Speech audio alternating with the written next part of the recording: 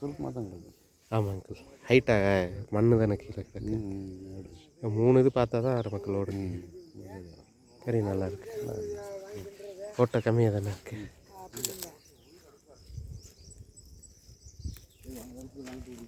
சரி அங்கிள்.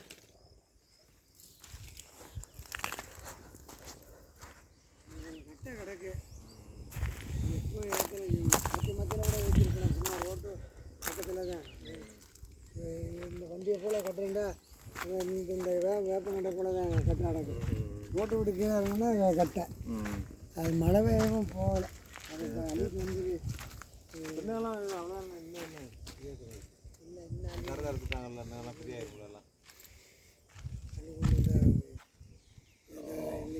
தண்ணி